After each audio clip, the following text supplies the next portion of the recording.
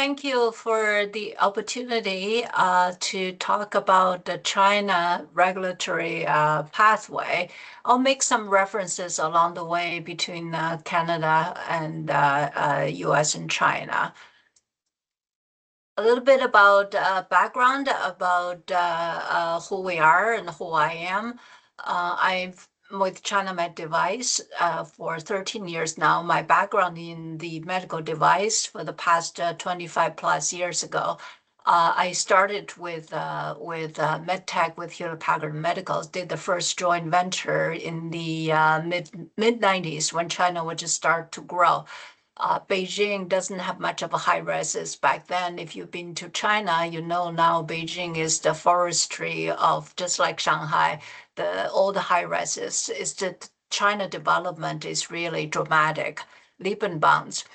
I also have a lot of experience in the US, Boston in the 30 years, not much change. In China, you wouldn't recognize it after 5 years in the city. So what we do is we provide with a rapid change, same thing with regulatory in China. In the past 20 years, for the product life cycle, we provide the market access research, the strategic planning. Should you enter China? What are the regulatory strategy, the clinical, the technical requirements? Usually when you come to China, you have either FDA or Health Canada approval.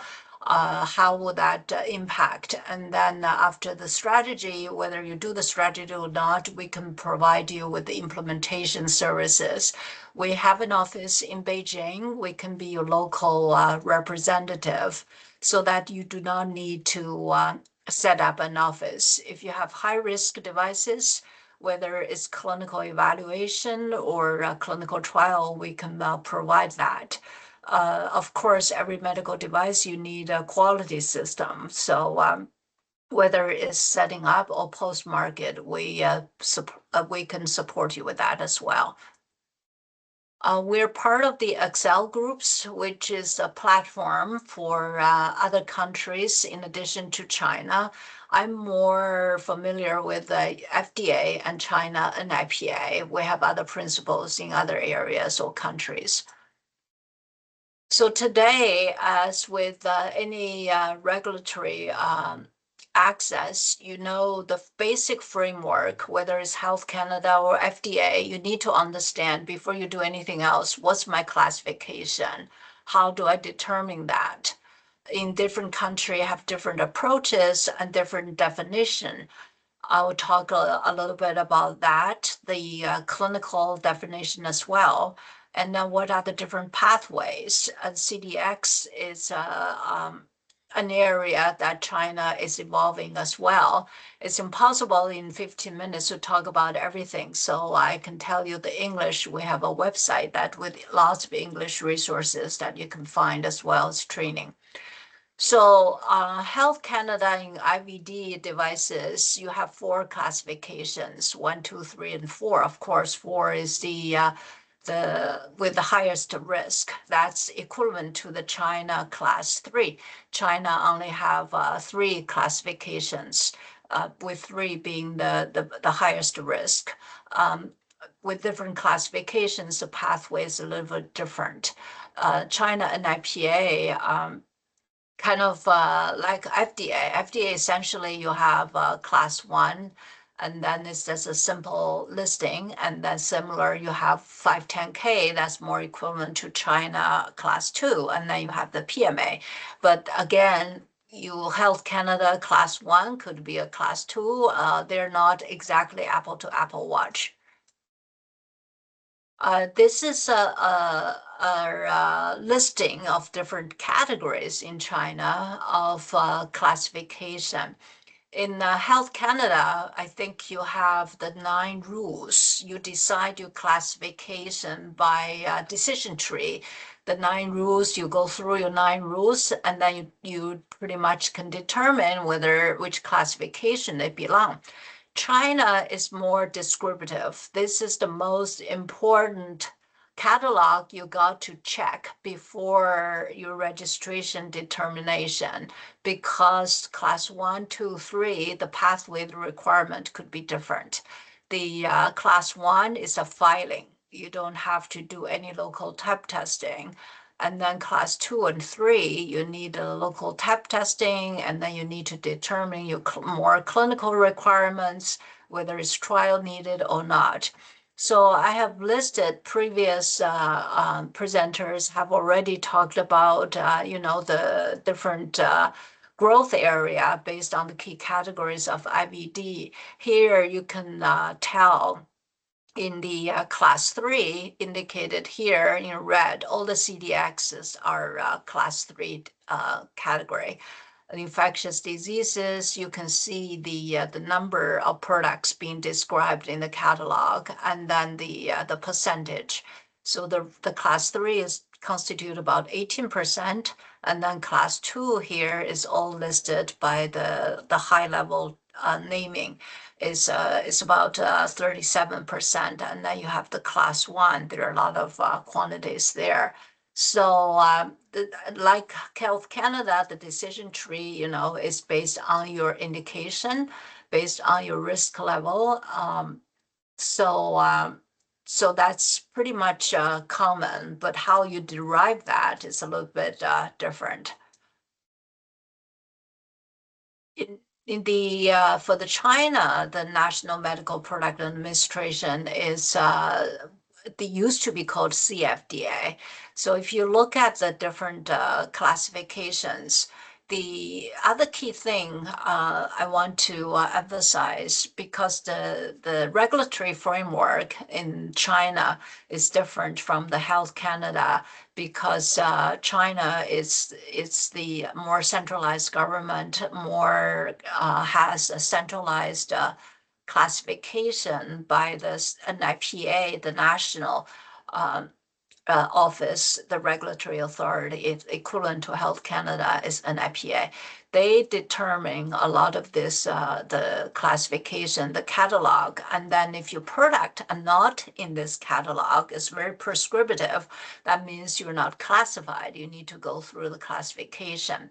So the other key area I want to point out is that is different is the reagents, your assays and your instruments.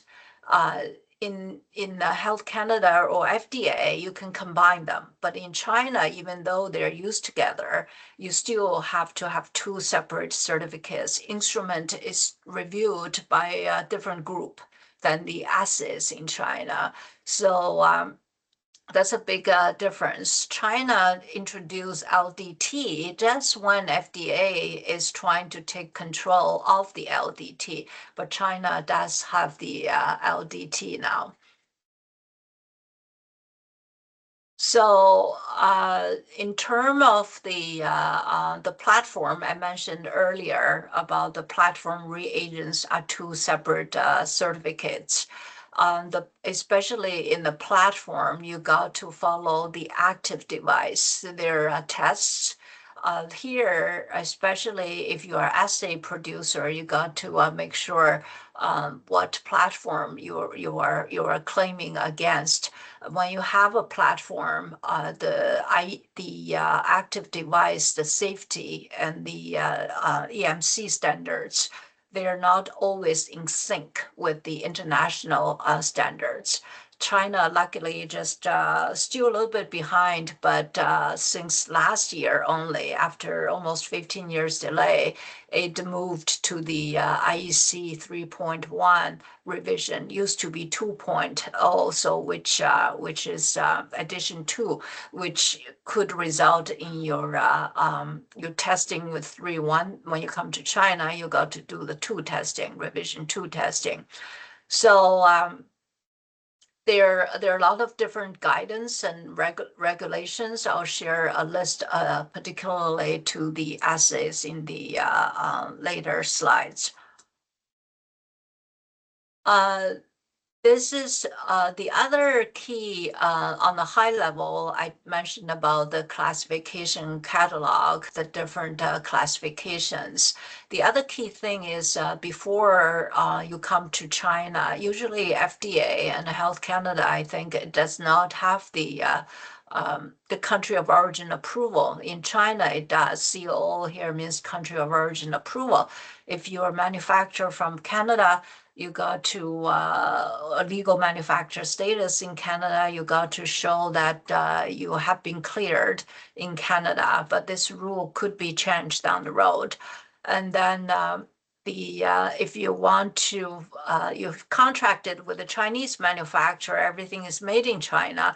If you are class 1 or class 2, China has provincial NPA office that domestic products are approved by the provincial NPA office.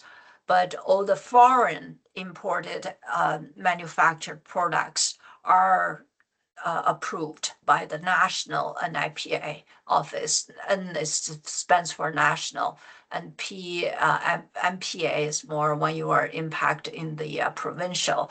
So that's one of the areas that is clearly different. And the other key thing is about the legal agent.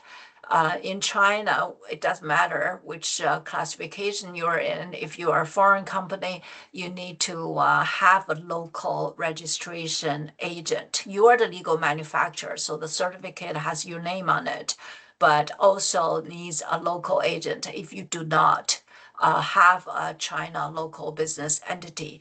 So we are a service provider with registered office in China, so we can be your local agent. So many other countries have similar concept for the local legal agent. So we can be servicing on that role for the manufacturers that do not have business entities in China. So I mentioned about the high-level framework about the big catalog that you must see in China to determine your classification where you fit. And depending on the risk level, the clinical pathway could be different. There's also another big catalog. It's called the Clinical Evaluation Exempt Catalog. In that catalog, it lists the products that you do not need CR. That is a basic reporting. So there are two different pathways. So if you are on the top on the exemption list, life is simple for your clinical requirement. Typically, class 1 it doesn't need any of this clinical evaluation. So for the other class 2 and 3 in China, you could be just through a clinical validation or comparative study in the IVD for the assays, that could be sufficient. Or if it's a high risk, you need a clinical trial. However, the clinical trial, China does accept foreign clinical trial data. So if you have clinical trial studies in other countries, it means as long as it meets China, as long as the GCP type of trial and means the China has a guidance document for the IVD assays from foreign clinical trial data. If you meet those principles, you do not need to repeat your trial in China. So it does accept foreign clinical data.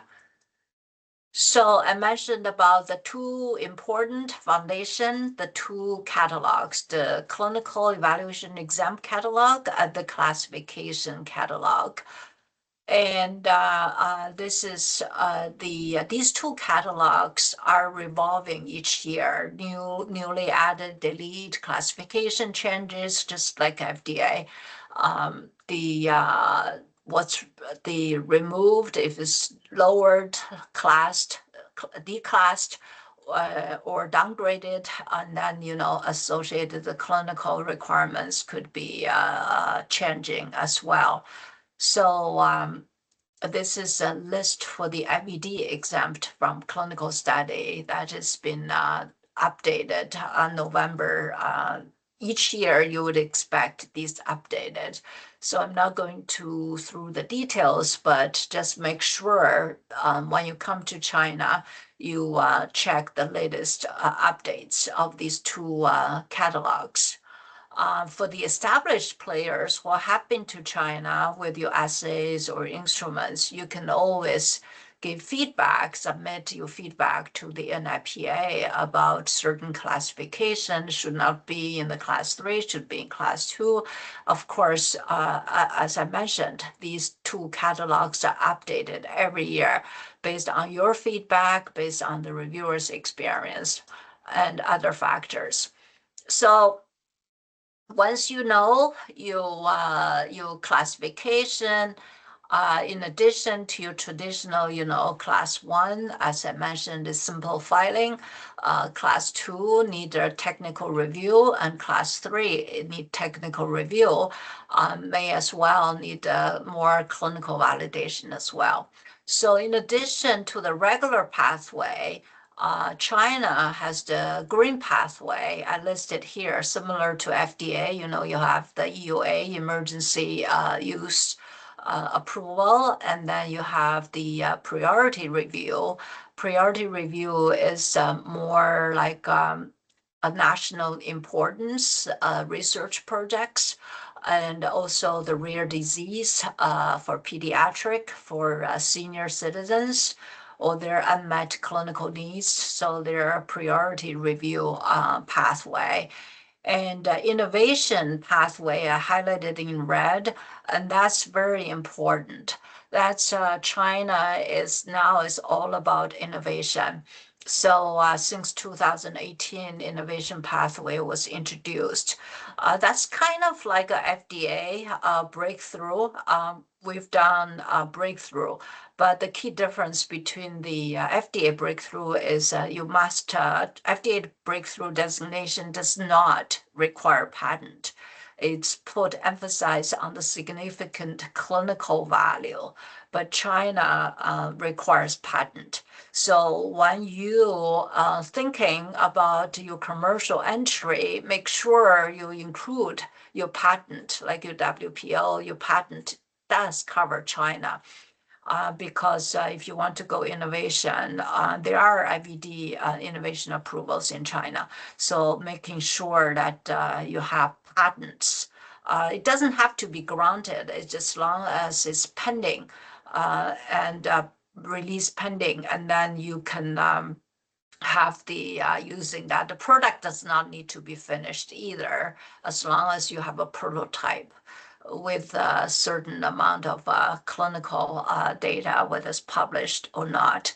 So innovation is the exception. Earlier slide, I mentioned that you need country of origin approval, but if you apply for innovation, you do not need country of origin approval. As I said, the product prototype can apply from foreign countries, from Canada to the innovation approval. If you're a startup, you want to get to China first, you can go to China. If you meet innovation approval, go through this pathway.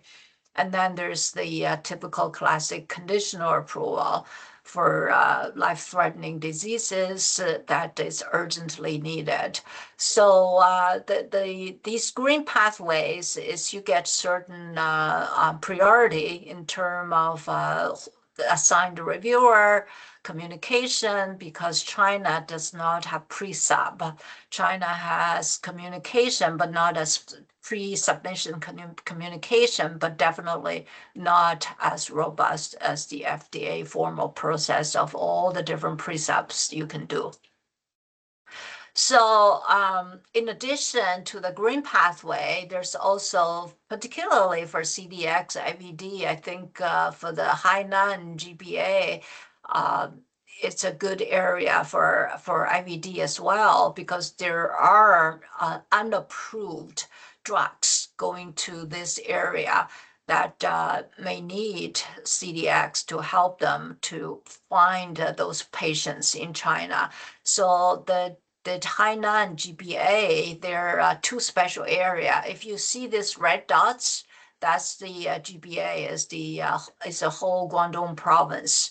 that this cluster of cities that allows an approved urgently needed device to be used before its national approval. So it gives you early entry to a very rich area. This GBA area has 100 million, close to 100 million population. That's almost like the entire German population. And then Hainan is more of an island, so it's a medical tourism. So that's first started with a special policy, and then GPA followed the Hainan. When the pilot first started, that's how it looked like in 2019. I was in Hainan when the first pilot was rolled out. We have some clients there, so I was helping them to get the first product implemented in Hainan.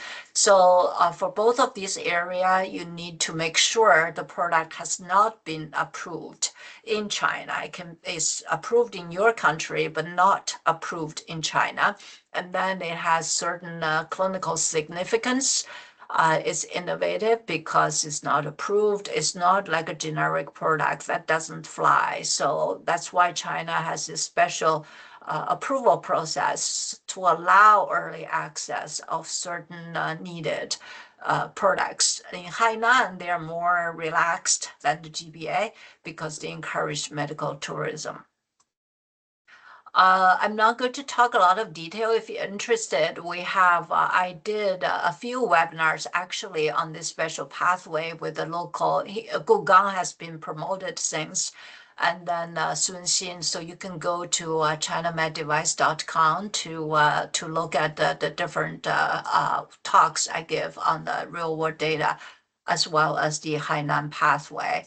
So for CDX, that's in the past few years, there has been guidance for the CDX. I listed some of the guidance here. They're all classified as class 3 medical devices.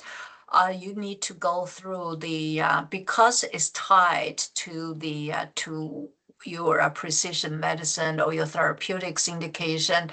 So when you do your drug approval process, you may consider it's better to consider to do your assay trial with a drug trial. So there are different guidance on how to get the CDX cleared in China. Finally, I want to talk about this draft of medical device administrative law in impact on IVD. This law was released for comments last August. Traditionally, like Health Canada, you have all these regulations, but it's not a law.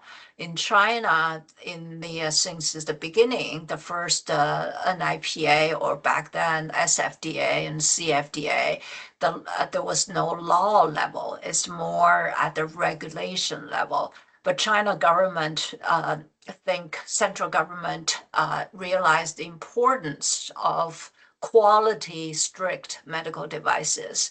So they want to elevate the whole sector of supervision and administration for devices as well as drugs. So for devices, the central government decides to elevate its status, basically the current regulation level to the law level. So this is draft for feedback.